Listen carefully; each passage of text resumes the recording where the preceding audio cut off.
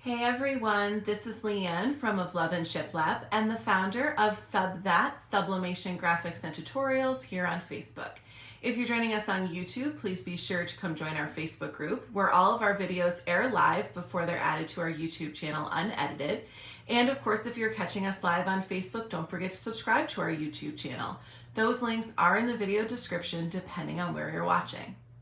Today I'm really excited to show you guys the metal wind spinners from Cottage Blanks.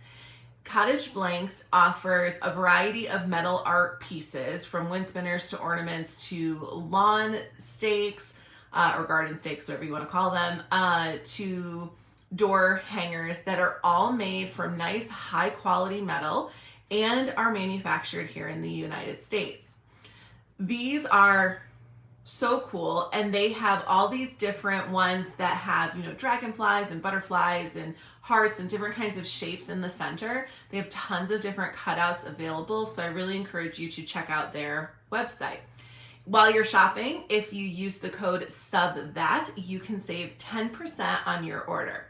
Now, everything there is sold in sets, so these, for example, come in sets of 12. This is the white powder coated one. It is printable on both sides, and then this is what they call the two-tone one. It's clear coated on the outer edge and it's white in the middle, and again, sublimatable on both sides. You can see that they are nice and thick, and these are pretty heavy duty. They also come with the hook for hanging, and then basically your customer would just attach some fishing line and have this hanging on their porch for a beautiful home decor item that you can completely customize. Now, these are the perfect example of the kind of item that you should be focusing on driving home the qualities and features of this product. Now, what I'm talking about is we see people all the time who will say, oh, my customers will never pay that. I can't get that price point for that. That blank is expensive because my customers won't spend that money. And the problem with all of this is so much about how people run their businesses. Or if they're a hobbyist, people are going to pay you less anyways because you're a hobbyist, but that's something else completely that we can talk about in a completely different video. In terms of those who are actually running businesses, it is your job to market your products. That is how you get the price point that you want. That is how Tiffany & Co. charges whatever, $1,400 for a paper clip. It is all about marketing and really driving home what's so amazing about your specific product that you are offering. So for the wind spinners, the price you're gonna end up paying per spinner is between $18 and $24 when you purchase them from the Cottage Blanks website. This probably seems like a really high price point, especially if you go to Etsy and you look at the printed wind spinners that are there, and you'll see that most of them go for between $30 and like $45. Now here's the difference. A lot of the ones that you see there are UV printed. And UV printed, as cool as it is, and it really is a cool type of printing because it doesn't require heat press and it can fit like weird shaped objects, but UV printing doesn't last. Probably everyone who sees this video has had something in their hands before that was UV printed. The first thing that comes to mind is a lot of those character cups, those licensed character cups that you might buy at Walmart for your kids. Those are a perfect example of something that's UV printed. It's printed, it looks really nice, and it's full color, and it fits the weird angles of that cup, but you wash it, and in 10, 20 washes, the image starts to fade, the image starts to come off, and before you know it, you just have a blank item. So I can't stress enough that you shouldn't compare your product to other products that are on the market that are not being created the same way that your item is. And this is a great example of that, because for a sublimation wind spinner, you should be able to get $50 to $75 for these wind spinners. I believe this is the 8-inch one. You should be able to get this price range on these simply by enforcing the value and the quality of this product. So what does that mean? It means, one, this is made in the USA. This is the highest point in our current history in which people want to buy items that are manufactured in the United States. This one is, so of course that's a great selling point. It's not just that you're printing in the USA, it's that it's actually manufactured here in Wisconsin, in the United States. And that is something that you can confidently tell your customers and say, yeah, this is even manufactured in the USA. You are helping support a small business, the families that are behind the scenes of that small business, and you can feel good about that. Next, sublimation. Everything that's printed with sublimation, it has the highest longevity. It is the best quality printing that anyone can put out, because unlike all the other types of printing, it does not fade, crack, or peel. It does not wash out of your garment or your substrate. Sublimation is permanent. And stressing that point on all of your products is essential.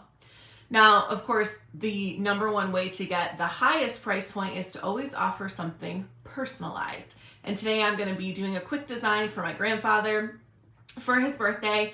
He loves wind chimes, wind spinners, all that stuff. So this was absolutely perfect for me to be able to do this. One for him and one for my brother. And I'm going to make these special for them by putting welcome in Oneida. For those of you who don't know, I'm Oneida Indian. My family's Oneida Indian.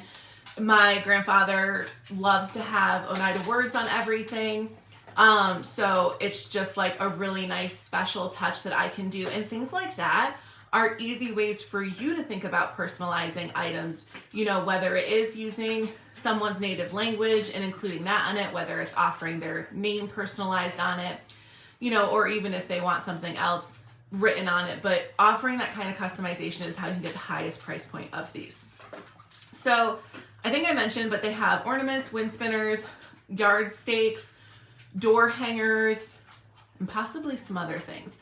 I think I saw a bottle opener. They've got a good selection of metal blanks, and they are all coated for outdoor use. They're designed to last. This is specified on their website. So these can be printed on both sides, and since it's metal, we can print both sides at the same time. And I have a 16 by 20 heat press, so we should be able to print both of these at the same time, which anytime you can print multiple items and both sides at the same time on your heat press means that you are just maximizing your profits, because you're not having to spend 8 minutes on one, 4 minutes on each side, and then 8 minutes on the other. So we're saving time, and this becomes a high profiting item that is so perfect for upcoming vendor fairs, and honestly, just a great gift all around. So I do promise that after the holidays, I'll work on some designs that are for wind spinners now that I have one and I have a template, which the company does provide the template when you order. So that's another amazing thing. So many companies don't. But since you'll have that template to work off of, and I have that, I will try and work on some designs for the spring, because of course this is a great item for spring as well. So as you're thinking about your post-holiday sales, definitely start thinking that this might be an item that you want to work on posting. So if I didn't mention it already, I will let you know that if you shop at Cottage Blanks, you will be able to save 10% with the code SUBTHAT. Their link, as well as the link to their YouTube channel, the discount code, and all of that information is in our video description. So we still want to measure, even though we have a template. Laser cut items or metal fabricated items are usually pretty exact, but it just never hurts to measure, and I've realized that we need to stress this in videos. So we will give this a quick measure so that we can have an accurate sizing, and then we'll pop into Affinity Designer, set up our design, print it on our Epson Workforce 7710, and we'll give these a quick press. So let's go ahead and give these a quick measure. As I already said, they did come with a template, so in theory they should be exactly 8 inches, but it never hurts to measure, because you don't want to have even a little bit off and not have everything covered. But this is also why you should always make your designs with a little extra margin of bleed if you intend on them being full bleed, which I do for these. So let's go ahead. First and foremost, you guys can see this. I bought this tape measure a while back specifically for demos. There we go. See, it's got all of the fractions are marked. For those of you who struggle with reading a tape measure, you should get this one. It's from Walmart. It was, it was like $3. So I bought a couple of these to use for demos, and there's also a printable ruler on my website. That link is in the video description. It's also in our group under the free resources guide, and that one is a printable PDF ruler that you can use, and it has what the decimal equivalent of all the fractions is to make it really easy for you guys to input stuff into your digital design program. Measuring is essential in this industry, so I've tried to make it so that you guys have no reason not to measure, and that we enforce it in all of our videos now. So anytime you're measuring an item like this, you're always going to look for the furthest points, which is going to be any of these waves that are on this. So if we center that right on that edge and bring it over, we are looking at 8 1/16. Let me turn it so you guys can see it a little better. We are looking at 8 1/16. So we'll actually go with like 8 1/4 so that we can make sure we got a nice full bleed and everything's going to look good there. Now, because these are laser cut, they're most likely the same, but we will check just in case. Actually, they're not.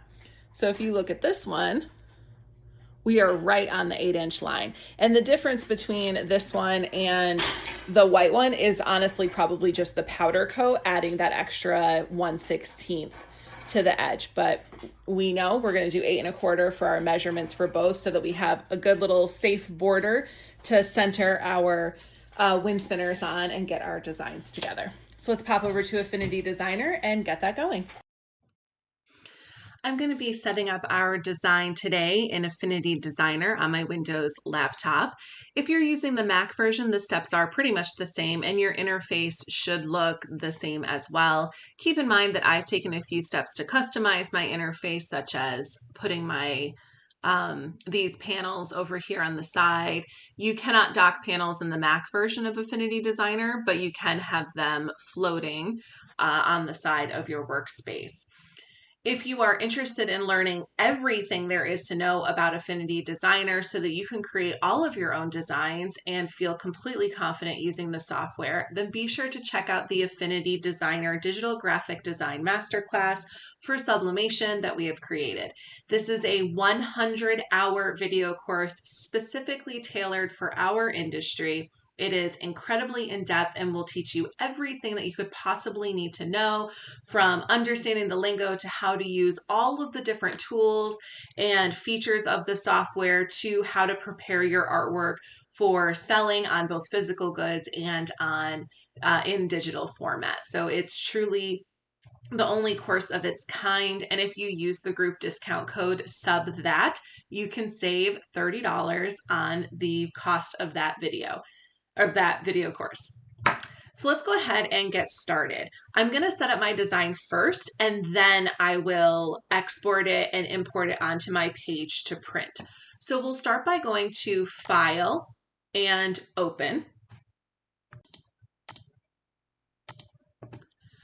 And we're going to open that PDF that was supplied to us by Cottage Blanks that has the 8-inch WindSpinner template. You want to make sure that you do have Load All Pages selected so that it will go ahead and bring in all of those different layers. Okay, now there's a lot of stuff on here that we don't need, but the first thing that we want to do is go over to Document Setup. And if you don't see Document Setup, you can go to File and then Document Setup. And we want to change our color format because we're doing sublimation. Sublimation should be in RGB/8, so we need to make that change there. And we can add a transparent background as well. Even though our printer doesn't print white, it's just always a smarter move to make sure you have that transparent background checked. And then last but not least, our document units is in points. We're going to select that and change it to inches. Of course, you could choose centimeters or millimeters if you would prefer that as well. And then we will hit OK. Now I'm going to go ahead and delete all of this stuff that's in the background that we don't need. And I can just do that by selecting our layers. If you hold down the Shift key, you will be able to select one and then go all the way down and select the last one, and it will select everything in between. We can see that it has not selected these three curves, which represent our WindSpinner. So we'll go ahead and hit the garbage can, and that clears up our layers panel. And now let's have a look at our measurements here. So the red zone is our, sorry, I deleted that, but let me put it back for a second. Okay, you can see it's color coded here. Your bleed line is the green, your red is the trim, and the black is your center. I'm going to delete those again. Okay.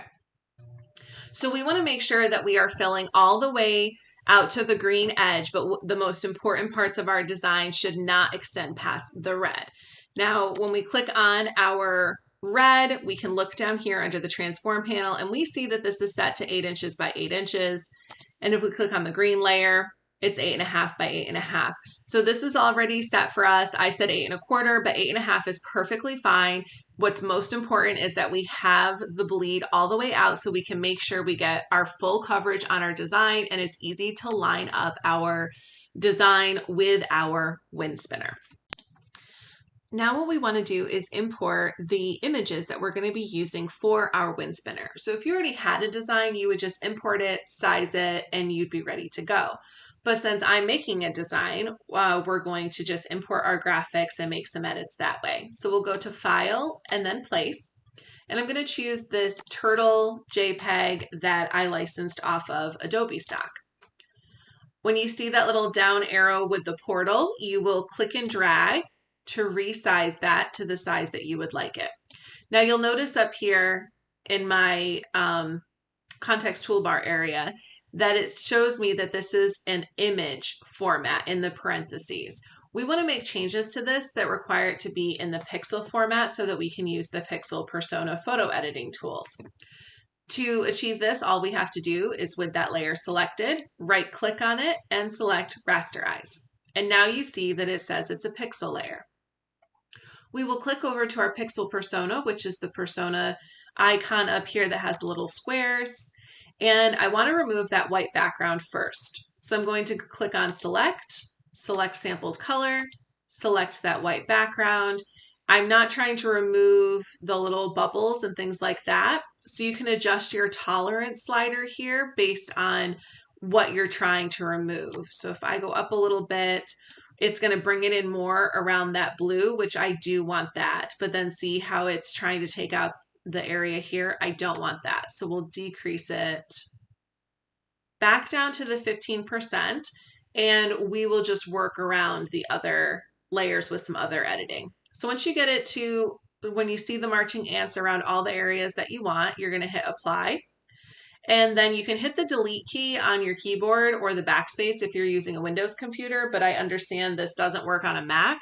So if that is the case, you go to edit and then delete. So now we've removed that white background and we can work with this to create some other modifications to our image. So I want to start by going to select and then deselect, or using Control or Command J so that I don't have those marching ants around my graphic anywhere. The next thing I want to do is actually erase some of this background because it's a lot, and we're going to add an ocean background on here, so we don't need all of this. So we'll select our erase brush tool. It's really important to understand that this is not an eraser. It is going to erase, but it is an erase brush tool, which means that how it will erase is going to be based on the brush stroke that you have selected in your brushes panel. Now, by default, it's just a simple round that does work very well to erase parts of any pixel graphic. But we're actually going to choose, let's try something watercolors, because I want it to have some texture. Let's try this light wash one. So I'm just going to go around the edges there. And I'm just doing this pretty quickly because we're just trying to bring this down.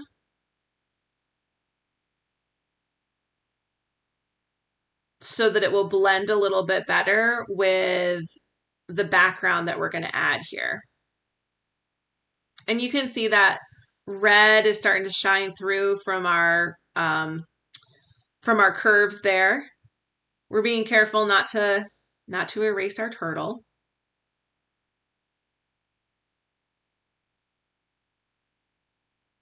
And all you do is hold down your mouse key as you're doing this.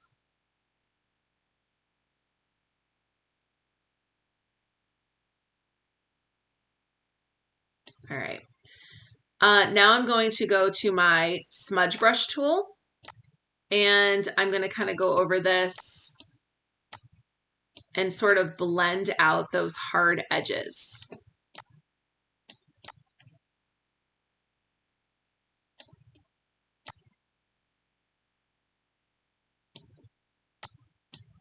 All right. So when it looks like you've gotten a nice good blending there, you can choose to go back and erase a little bit more. As you can see, this doesn't take very long. Something like this is just quick photo editing work.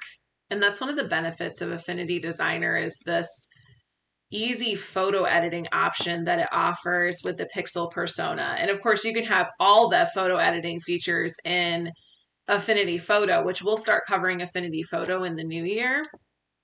But in the meantime, when it comes to sublimation, the features of Affinity Designer are honestly amazing, especially for such an affordable program. And if you've seen our videos, you know that this program is super user-friendly. All right, so I've got a good amount erased and blended out, and we're just gonna leave it like that because we're gonna add a background and then we can do a little bit more editing from that. So the first thing that we want to do is size down our turtle so that it's within the red the way that we want it. So I'm just going to click and drag it down and get it about where I want it. Now I'm not worried about that black center point because I'm only worried about having my text on that black center curve, which currently is being covered by our turtle. So I'm going to get my turtle nice and centered where I want him. And then what I'm going to do is drag him down and clip it into this green layer. The red layer, we're going to select that, click on our color panel, rotate it to do our stroke, and then just add a little thickness underneath the stroke panel so that we can see the outline for reference, but we are not going to clip our turtle into that layer. It looks like my turtle could actually be made a little bit smaller. Here we go.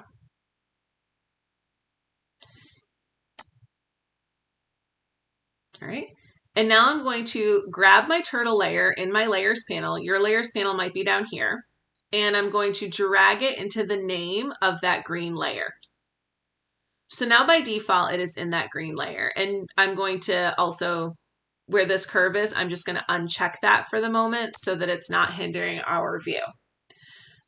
We've clipped this inside of our green layer, which the green layer is ultimately the one that we're wanting to print. We want everything to be inside of that. So we have the bleed, the red layer, and the black layer are really just for reference so that we know our boundaries for the different zones of our WindSpinner.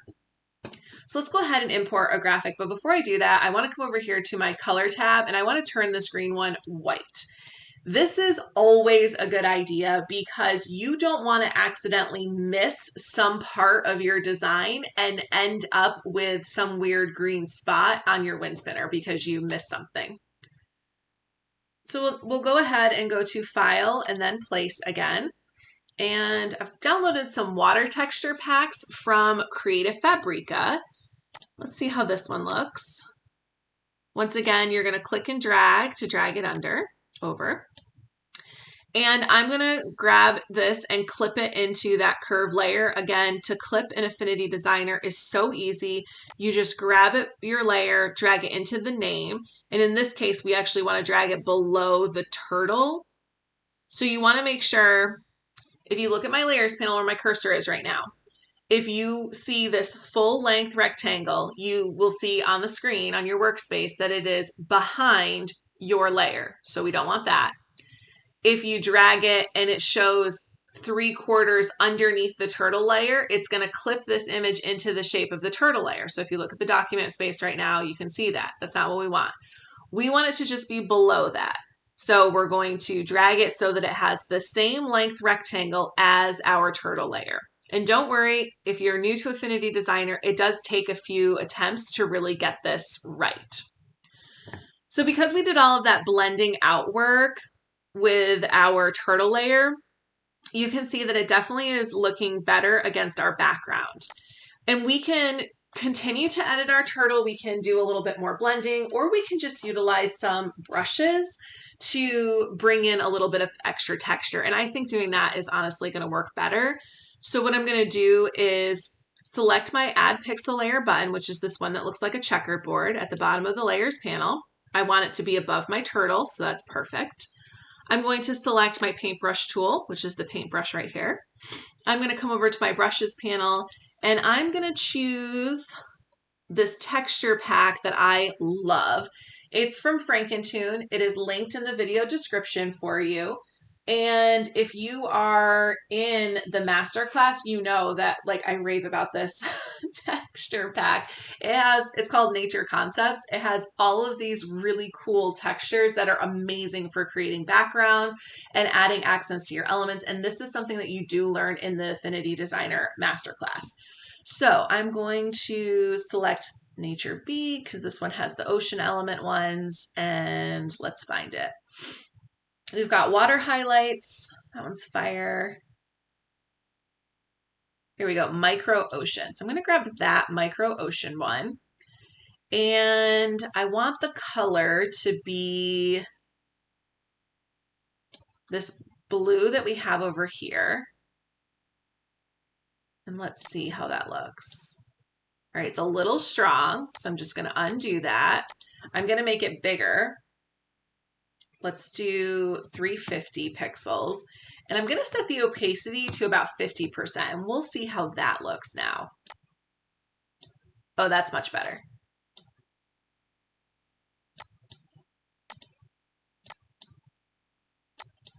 So all I'm doing is kind of filling in around those edges out to the edge of my WindSpinner to help that background of the turtle blend in a little bit more. Now, if I could have found the turtle without this background, I would have just used that, but I did not have any luck finding that. But all it took was a couple of strokes to really start blending in that background area. And we could actually even go back to our turtle and grab that eraser brush tool, and we could go back into that white layer in there and bring that down a little bit more as well. It's still set on that watercolor brush, so it's going to be really fine, and that's perfect because we don't want it to be too crazy. And we can also grab that smudge brush tool. Again, you need to have the turtle layer selected, and we can kind of drag it out. There we go. Well, oops. All right, I got a little too excited around the tail or the back leg there.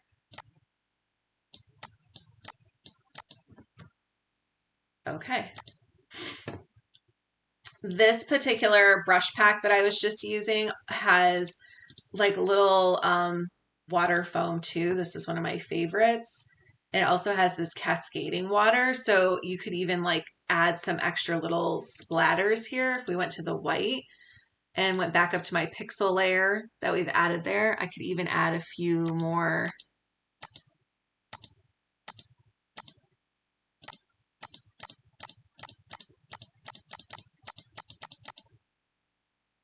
I don't really like those. I'm just going to undo those because I don't really like those. Sometimes you don't need them, but it is still a nice option. I have used it quite a bit, especially for if I'm doing something that's underwater.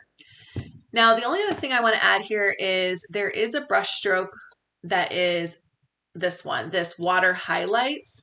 So I'm going to have that. I have my color set to white, and I am just going to add a little bit of that going in here as well, because it'll just help give our water a little bit more dimension. And see how it looks a lot like this texture that's already in our background.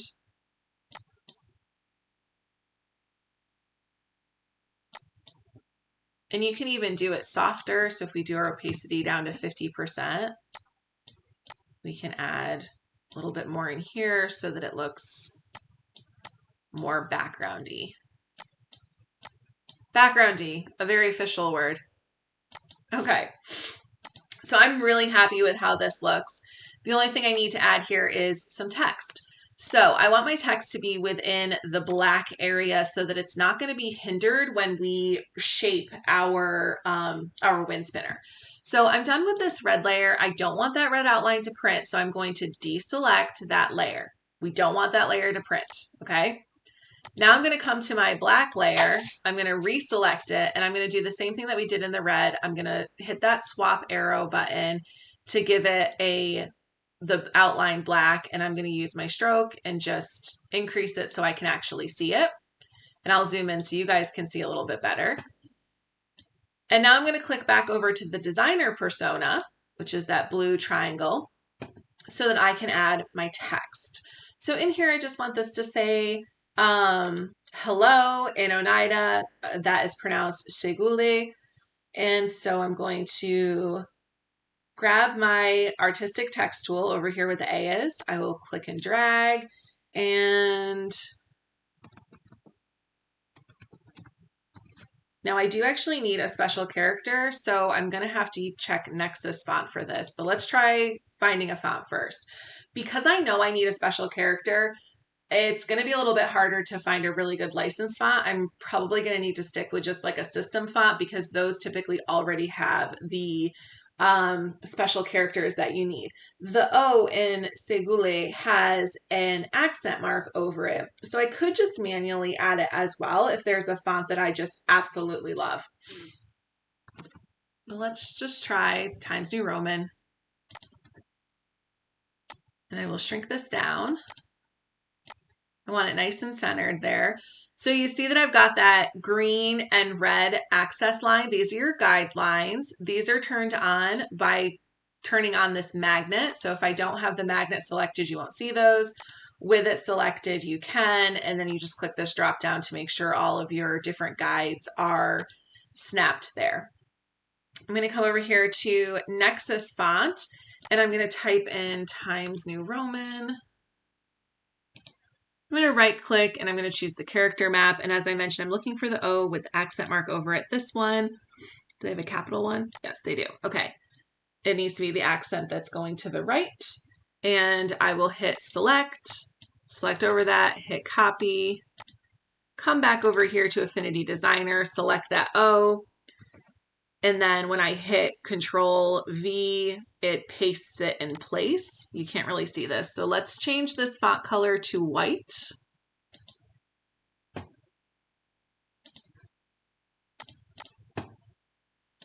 The white is still not super visible. So what we're going to do is we can choose to add an outline. We can also choose to add a glow. We can also try both or a shadow. So let's start with an outline. I'll add a little bit of an outline. And then let's also select my outer glow. And I think that that will be just enough to make it pop. So that was all underneath the effects tab, which again, yours is probably down here. If you ever can't find one of your panels, go to View, View, Studio, and all of your panels are here and you should be able to see them. And if for some reason you still can't find something, hit Reset Studio and it will reset it back to the default settings for Affinity Designer. All right, so let's zoom out for a second and see how we like that text. I think that that is going to be just perfect for my grandfather and my little brother. And so all we need to do now is come over to our layers and select that black layer. We want to uncheck that because we do not want that to print either. I'm still, okay. I feel like this needs a little bit more glow to really make it pop.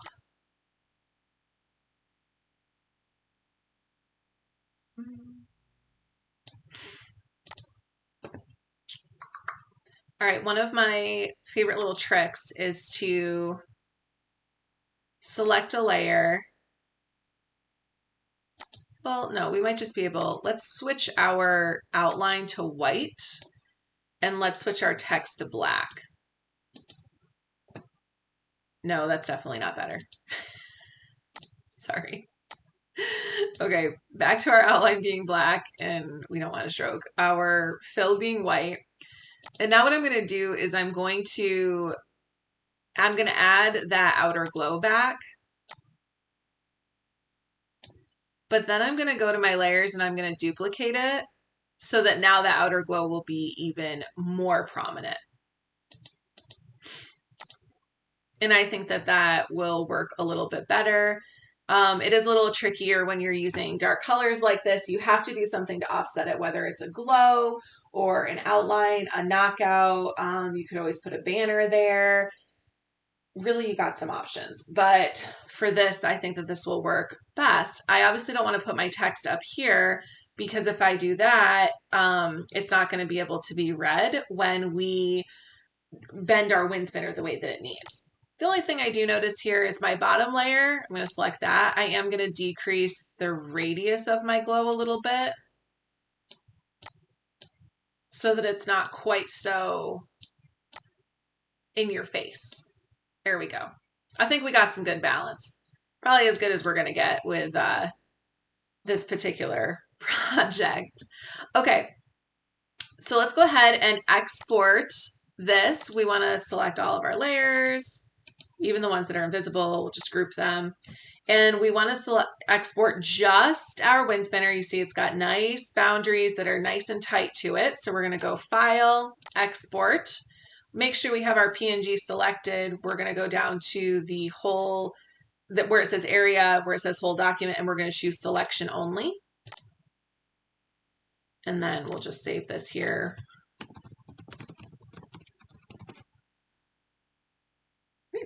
So since this is 8.5 inches, we're going to want to print on our 11 by 17 paper so that we can have two fitting on one page and not have any of it cut off by the margins of our printer. So now what we'll do, you can choose to save this file if you want by going to File and Save As. I'm not going to worry about that right now. I'm just going to go to File and New. And I'm going to click over here on the Print tab, and I'm going to choose the ledger size paper that is 11 by 17. Always double check that your color format is RGB/8, only for sublimation. This does not apply to other types of printing. I'm going to deselect that margin button and I'm going to hit create. You always want your document space to be the size of the page you are printing. I see so many people who have issues with their sizes not being accurate, and 99% of the time it has to do with how they are going about printing. This is foolproof. This is why I show it this way in videos, because this is the most foolproof way of making sure that your print is exactly the size that you want it. So my document size that I'm about to set my print on is the size I'm going to be printing on my Workforce 7710. I'll hit that place image tool. I will grab my turtle WindSpinner and I will hit open. I will one click and it should import on exactly the correct size. It did. So that's one click to get that. I'm going to line it up here. I'm going to right click and duplicate. Oh, I thought they would both fit. Oh, bummer. I'm out of 13 by 19 paper. So obviously these would be better on 13 by 19 paper because then you would have enough room to put both of them on there, but I'm out. I used it all on pillows this week. So I'm just going to center it and I will just print 4 of them so that I have one for each side of both WindSpinners. The benefit of printing 2 on a page, so on your 13 by 19 page, the benefit of that is that you can fold the page in half around your WindSpinner. So I apologize. I thought I was going to be able to show that. I'll just have to show that in a future WindSpinner demo because I do have a couple more to demo that I'll, work into next year for the spring and things like that. And I'll do a mini one next month for the Christmas ornaments. They sent me a couple of Christmas ornament ones too. So I'll do one of those in next month here for Christmas. And I will do the folding the page in half. I'm just completely out of 13 by 19 paper. So, all right, let's go ahead and get this printed. All we have to do is go to File and then Print and select our printer. Mine is my Workforce 7710. And then you'll want to make sure to go to Properties and choose the paper that you are using. So in this case, I am using my Sublimation tabloid. I already have my presets. This is based on my ink. Your paper settings can be different for your paper or ink. I'm using Printer Jack ink and paper.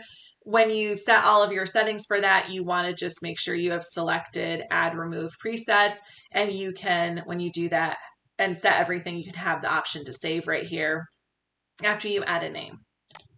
So that's how you get those little presets there. So once we have everything ready, which I do, we'll just go ahead and hit OK, and it will send it to our printer. So we'll hit OK, and then we'll hit OK again here.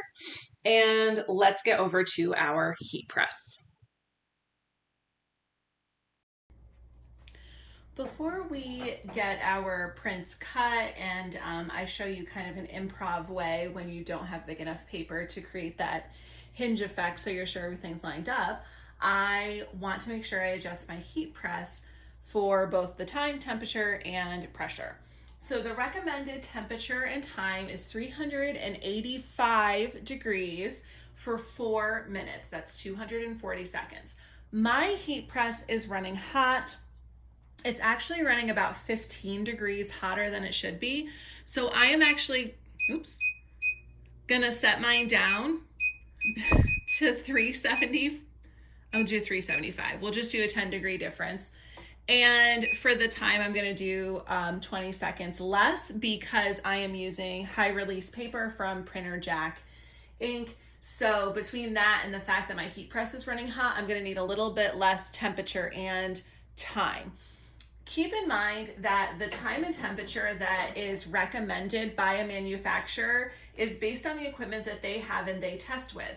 A lot of manufacturers have higher end heat presses that have precision temperature, and that does make a difference for you and me who aren't using heat presses that have precision temperature. So it's really important that you know your heat press and can identify if it's running hotter. You can check your temperature with a thermal a laser temp gun, and you can see how it's heating up there, identify cool spots if you have them, and modify accordingly.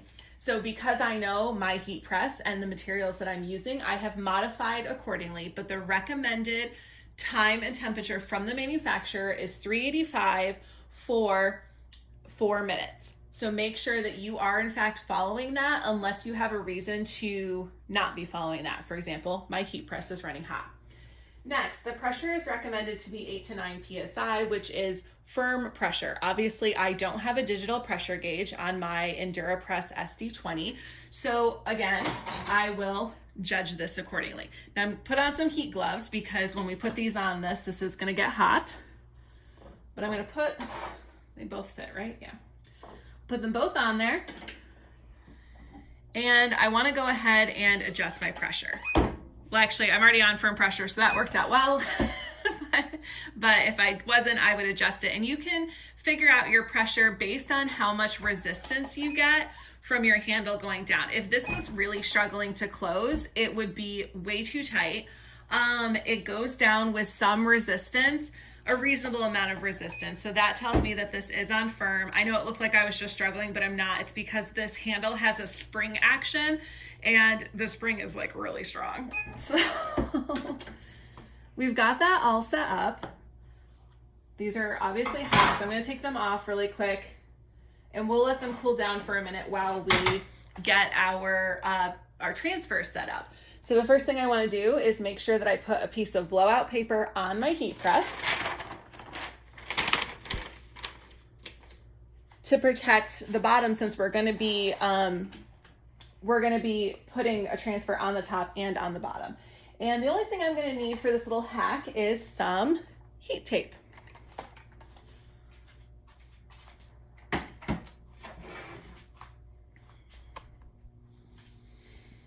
All right. So if you don't have the right size paper and you need to improvise like I am today, what we're gonna do is we're just gonna trim our pages and then we'll just tape two together. We'll tape two together so that they can hinge forward. Easy fix, right? Totally easy. But before you trim your paper, you wanna make sure that your design is actually lined up on all four. In theory, it should be, but you just never know. So all I'm gonna do, let me give you guys a slightly better view here. I've got this lamp, these amazing lamps I got off of Amazon for 50 bucks. So if you notice, this lamp has some different points of adjustment, and it's fantastic. And one of them is that I can pull this forward and then have that like that. And I can hold this up and verify that my designs are lined up. Now, if you had a light box, you could use that too, but I don't. These I will link in the video description as well. I have 2 of them. They give off tons of light. The other one is over there in the corner. And I am a really big fan of these lights. I'm getting ready to actually relocate my office to the upstairs bonus room, and I might get a few more because they clamp to the table. I don't know if you can see it. They clamp to the table, and that's just like nice because they don't really take up a lot of space, and they have different light settings. There's a touch sensor button on there so you can change how bright it is. And they're great. They even they fold down if you just want them out of the way. It's fantastic. Oh, you couldn't really see it fold down, but it does fold down. See? It goes all the way down to the wall. If you want them out of the way, they don't really take up a lot of space. They are great. Okay, back to this. So what we're gonna do is we're just gonna trim the edges of our paper. I'm gonna make sure I got them stacked together really good. I'm gonna slide it through, and I'm not really choosing some specific amount. I'm just trimming to trim. Make sure I hold it nice and tight. Another good tap there.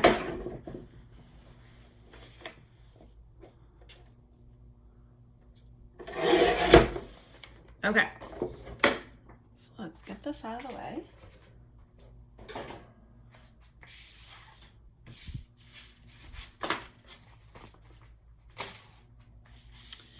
And now what we'll do is we'll take 2 of them.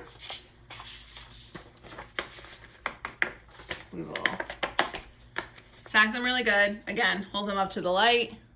Well, I think you guys can see pretty well. So we can make sure that they are completely lined up.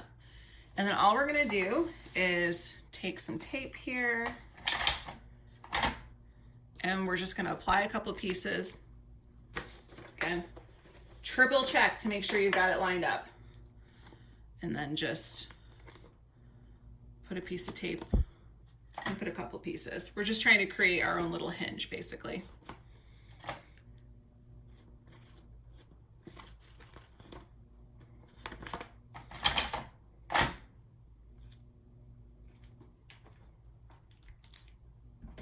That piece did not cut.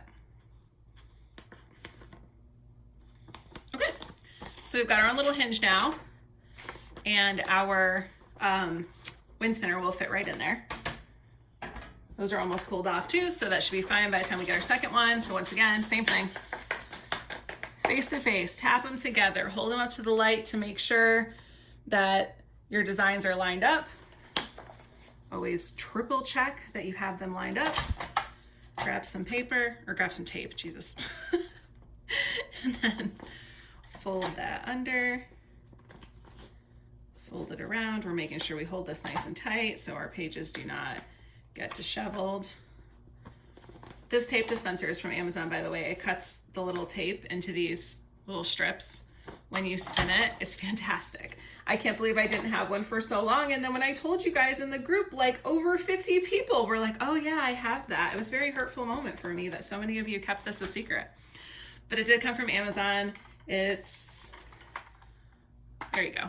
It's Echo Mercs tape dispenser, and it has enough. You could actually put a 3rd roll on here since heat tape, these ones I have are thinner, and then this is just regular tape that came with it. Great little tape caddy.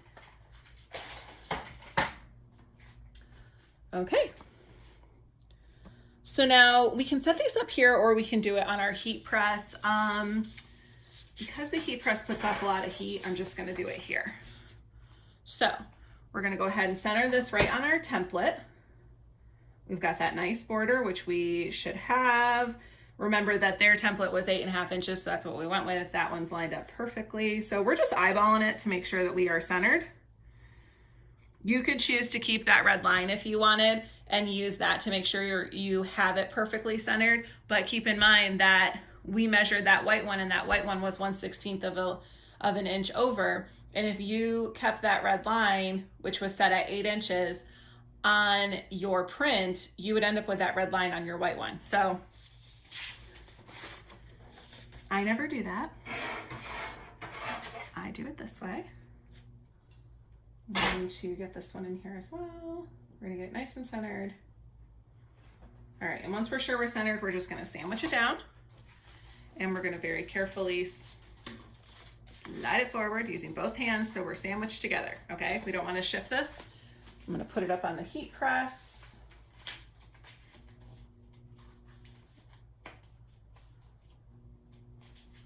And then we'll do the same thing here. I did accidentally shift that, so let's try that again. Get ourselves nice and lined up. There we go. Fold our paper over. You want to make sure that you are holding your edge that's pinched there flat, and then I'm just kind of keeping pressure as I pull it forward so I can get that edge, that lip edge. And now, I'm just gonna double check this one really quick.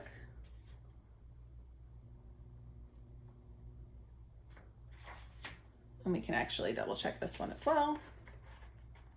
All right, we're still good there, good.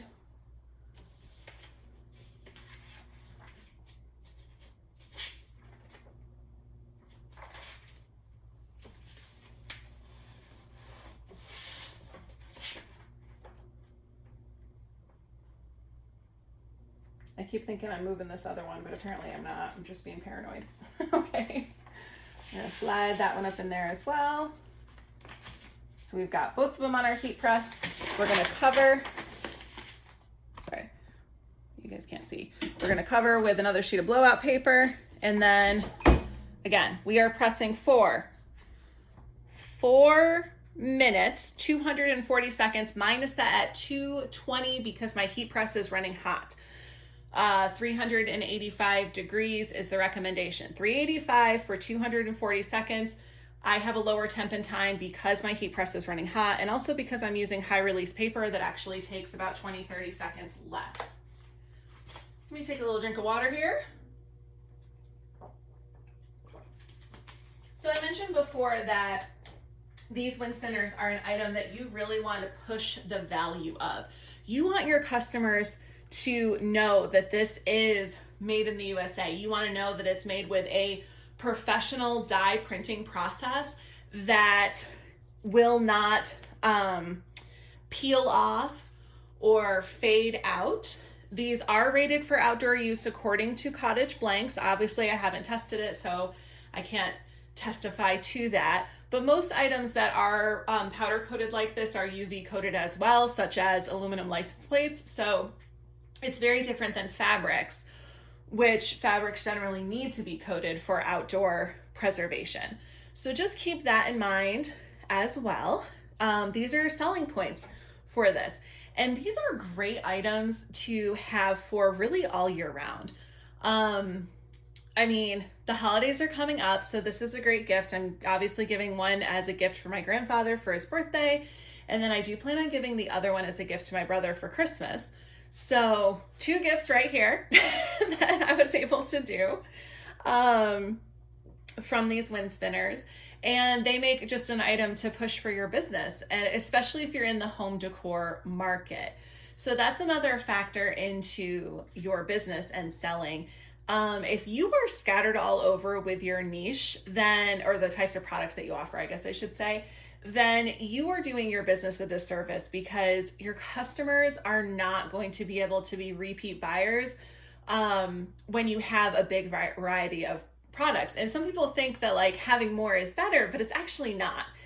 So I always operated in home decor because home decor is evergreen, and so many people want to do t-shirts. So why would I want to do that? I love home decor items. And home decor items are the kind of things that like people always come back for. Same with children's items. If you specialize in like an event niche, an event gifts like weddings. So your whole customer base is purchasing bridal gifts and accessories for weddings and events and things like that, then you have a niche as well. There's the pet niche. There's, just drinkware. There's so many different markets that you can be in. So finding one that best suits you is pretty much imperative. I recommend it strongly because it just helps make your business stronger and ensures that you have customers that are going to pay the price for your products. So in this case, something like if you only did yard decor, for example, this would be an item that you might want to carry. And you're going to continue to build up a customer base who is willing to pay those higher price points, especially if they see the value in the products that you are putting out and they know they can trust the quality of it. And it's also worth noting that having a higher price point on items like this sends the message that this product is higher quality. So yeah, you're always going to have those cheaper people who don't want to spend the money, but people who look at this are like, wow, this is really nice quality and it's made in the USA and it's not like those other ones. It's not going to fade on me and peel off. Then that's going to be the driving point. They're going to be like, yeah, it's totally worth that $50. It's totally worth that $60. So keep that in mind when it comes to marketing. You as the business are so responsible for marketing your product and the quality of it to your customers. And when you do it right, customers will pay the price. So we got just about 10 seconds to go here. I'm pretty excited to see how these come out.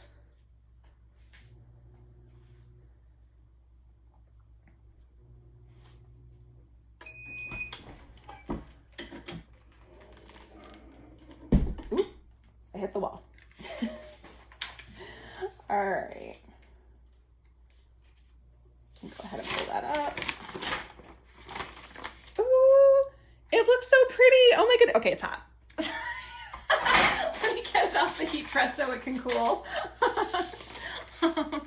Then we'll bend it.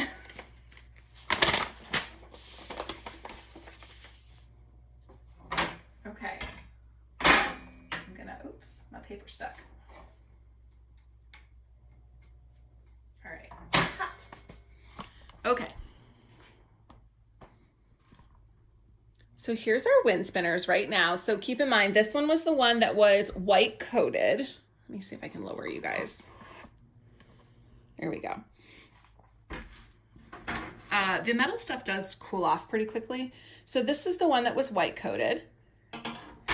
And then this is the one that they call the two-tone that has the white in the middle and then the clear coated on the other side. I did have my paper stick a little bit and I'm sure it'll come right off. I just can't do it with gloves on. It's actually like trying to come off, but oh, there we go.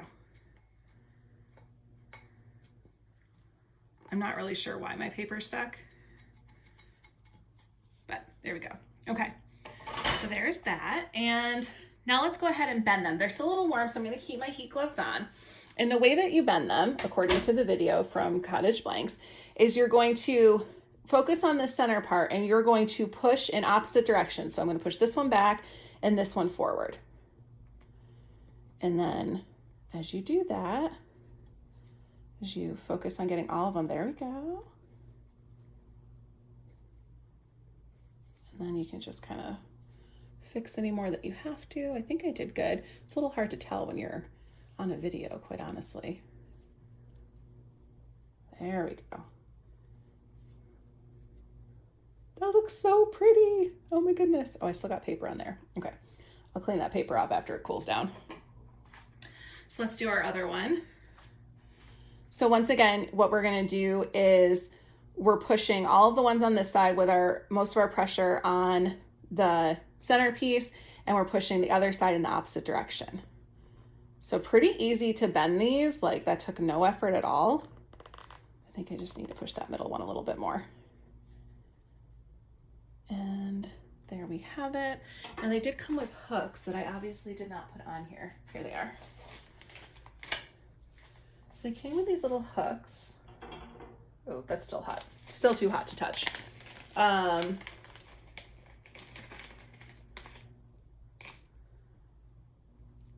But you will string your ring through the hole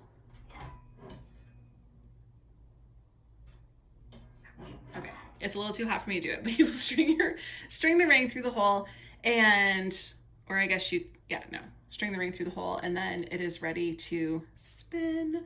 I really want it to spin though, so let me, oops.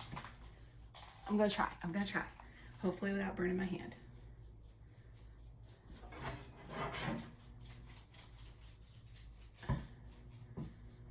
Okay, I think we got it.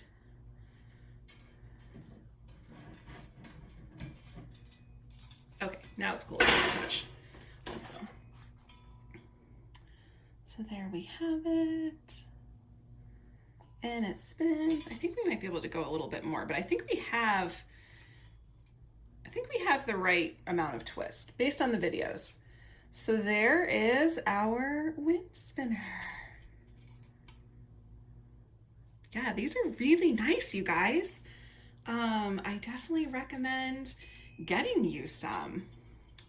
Also, this printed great. Sometimes blues are a little tricky. That's why I'm like, oh, it printed great. So, and I do really like the two-tone one as well.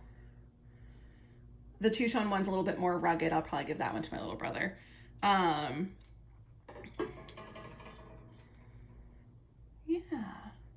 Okay, so there you have it. That is the Sublimation WindSpinners from Cottage Blanks. My gosh, they are so nice. They have a really nice weight to them, and this just sublimated so beautifully. I can't believe it. I guess I'm just easily impressed. And as far as I know, I did get the bending right. I did watch the video beforehand to see how to bend them. So, yeah. And then it just spins in the wind. Okay. If you have any questions or comments, you can leave them below the video. If you're catching this on YouTube, you will have to join our Facebook group to leave any questions or comments. You can find the links for everything that we used today in the description for this video. And once again, if you shop Cottage Blanks, be sure to use our group discount code SUBTHAT so that you can save 10% on your order. I think that's so generous of them that they offered that to us. And it's one of the best group discounts that we currently have. So definitely take advantage of that. And as I mentioned before, if you enjoyed watching me work through this in Affinity Designer and you want to be able to do everything that the software has to offer and make your own graphic designs, far beyond just this is always just what we do in videos is very like beginner oriented. But our course is geared towards beginners and it is 100 video hours. You cannot go wrong with it. It's the most immersive course available and is specifically tailored for our industry. That is the Affinity Designer Digital Graphic Design Masterclass, available on my website. That link is in the video description as well, along with our group discount code that will save you $30. Thank you so much for joining us and have a great rest of your day.